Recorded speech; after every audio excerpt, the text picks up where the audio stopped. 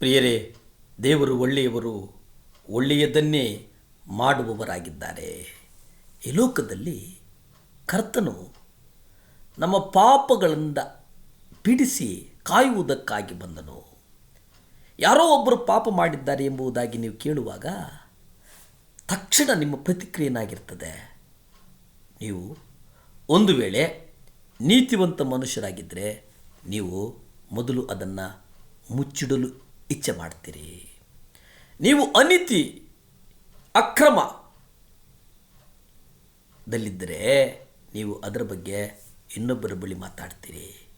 ಆದರೆ ಯೋಸೇಫನನ್ನು ನಾವು ನೋಡಬಹುದು. ಆತನು ಪವಿತ್ರಾತ್ಮನನ್ನು ಹೊಂದಿರಲಿಲ್ಲ, ಹೊಸಂಬಡಿಕೆಯ ಕೆಳಗಡೆ ಇರಲಿಲ್ಲ. ಆದರೂ ಈತನು ಹೊಸದಾಗಿ ಹುಟ್ಟಿದ್ದೀನಿ ಎಂದು ಕರೆದುಕೊಳ್ಳುವ ಮಿಲಿಯನ್ ಗಟ್ಟಲೆ ವಿಶ್ವಾಸಿಗಳಿಗಿಂತ ಹೆಚ್ಚು ನೀತಿವಂತನಾಗಿದ್ದನು.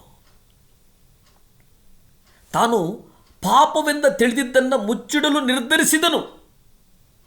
ದೇವರಿಗೆ ಧನ್ಯವಾದಗಳು, ಏಕೆಂದರೆ ಆತನು ಮರಿಯಳ ಹೆಸರನ್ನು ಕೆಡಿಸಲಿಲ್ಲ. ಒಂದು ವೇಳೆ ಯೋಸೇಫನು ಆಕೆಯನ್ನು ತಪ್ಪಾಗಿ ಅರ್ಥ ಮಾಡಿಕೊಂಡು ನಂತರ ಆತನು ಸತ್ಯವನ್ನು ಅರಿತುಕೊಂಡಾಗ, ಅಂದರೆ ಆಕೆಯು 100% ಶುದ್ಧಳು, ಮುಗ್ಧಳು ಎಂದು ಅರಿತಾಗ ಆತನು ವ್ಯಥೆ ಪಡ್ತಾ ಇದ್ದನು. ಅದರೆಲ್ಲದಕ್ಕಿಂತ ಹೆಚ್ಚಾಗಿ ಅವನು ತಪ್ಪಿತಸ್ಥ ಮನೋಭಾವವನ್ನು ಹೊಂದುತ್ತಾ ಇದ್ದನು ಎಂಬುದನ್ನು ನಾವು ಸತ್ಯವೇದವನ್ನು ಓದುವಾಗ, ಸತ್ಯವೇದವನ್ನು ಧ್ಯಾನಿಸುವಾಗ ಅರ್ಥ ಮಾಡಿಕೊಳ್ತೇವೆ. ಕರ್ತನು ಆತನ ಉದ್ದೇಶಗಳು ಬಹಳ ಸ್ಪಷ್ಟವಾಗಿದ್ದವು. ಮತ್ತಾಯ ಪತ್ರಿಕೆ 1ನೇ ಅಧ್ಯಾಯ 21ರಲ್ಲಿ ನಾವು ನೋಡುವುದಾದರೆ, ಆತನು ತನ್ನ ಜನರನ್ನು ಅವರ ಪಾಪಗಳಿಂದ ಬಿಡಿಸಿ ಕಾಯುವನು ಎಂಬುದಾಗಿ ನಾವು ನೋಡ್ತೇವೆ. ನಮ್ಮ ಪಾಪಗಳಿಂದ ಬಿಡಿಸಿ ನಮ್ಮನ್ನು ಕಾಯ್ತಾನೆ ಅನ್ನುವುದು ಎಷ್ಟು ಸತ್ಯವೋ, ಕ್ಷಮೆ, ನಮ್ಮ ಹಳೆಯ ಪಾಪಗಳ ಬಗ್ಗೆ ಇರುವ ಖಂಡನೆಯನ್ನು ತೆಗೆದು ಹಾಕುವುದಿದೆಯಲ್ಲ, ಅದು ಸ್ಪಷ್ಟ. ನಮ್ಮ ಹಳೆಯ ಪಾಪದಿಂದ ಬಿಡಿಸಿ ಕಾಯುವುದು ಅಂದರೆ ಕೋಪದಿಂದ ಬಿಡಿಸುವುದು, ಕಣ್ಣಿನ ಮೋಹದಿಂದ ಬಿಡಿಸುವುದು, ದುರಾಸೆಯಿಂದ ಬಿಡಿಸುವುದು, ದ್ವೇಷದಿಂದ ಬಿಡಿಸುವುದು, ಹೊಟ್ಟೆ ಕಿಚ್ಚಿನಿಂದ ನಮ್ಮನ್ನು ನಾವು ದೂರ ಮಾಡಿಕೊಳ್ಳುವುದು. ಇದನ್ನು ನಾವು ಆಲೋಚಿಸುವುದಿಲ್ಲ. ಪ್ರಿಯರೇ, ಈ ಕ್ರಿಸ್ಮಸ್ನಲ್ಲಿ ನಾವೊಂದು ನಿರ್ಧಾರಕ್ಕೆ ಬರೋಣ. ಆ ನಿರ್ಧಾರ ಏನಪ್ಪ ಅಂತಂದರೆ, ನಾವು ಹಳೆಯ ಪಾಪಗಳನ್ನು ಮತ್ತೆ ಮತ್ತೆ ನಾವು ಮಾಡುವುದು ಬೇಡ. ನಮ್ಮ ಕಣ್ಣಿನ ಪಾಪಗಳನ್ನು ನಾವು ಆ ಮೋಹದಿಂದ ಬಿಡಿಸು ಎಂಬುದಾಗಿ ಕರ್ತನಲ್ಲಿ ಬೇಡಿಕೊಳ್ಳೋಣ. ದುರಾಸೆಯನ್ನು ನಾವು ಬಿಟ್ಟು ಬಿಡೋಣ. ದ್ವೇಷ, ಹಾಗೆ ಸಾಧಿಸುವುದನ್ನು ನಾವು ಎಂದಿಗೂ ಮಾಡುವುದು ಬೇಡ. ಹೊಟ್ಟೆ ಕಿಚ್ಚಿನ ಇವೆಲ್ಲವನ್ನು ನಾವು ಬಿಟ್ಟು ಬಿಡೋಣ.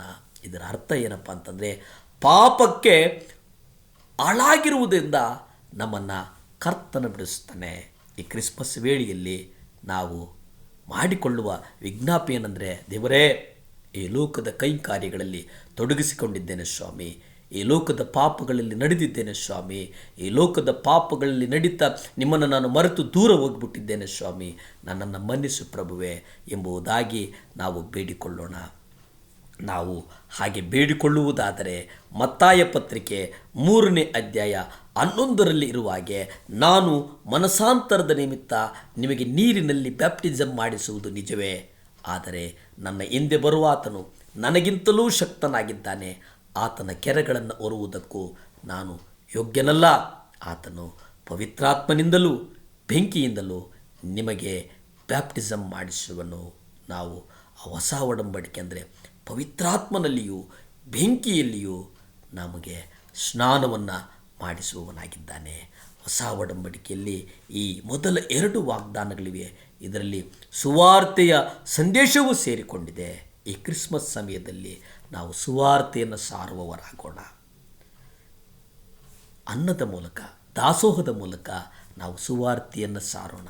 ನಿರ್ಗತಿಕರಿಗಾಗಿ ಪ್ರಾರ್ಥಿಸಿಕೊಳ್ಳೋಣ. ಭೂಮಿ ಆಕಾಶಗಳನ್ನು ಉಂಟು ಮಾಡಿದಂಥ ಸರ್ವಶಕ್ತನಾದಂಥ ದೇವರೇ ಸ್ತೋತ್ರಪ್ಪ.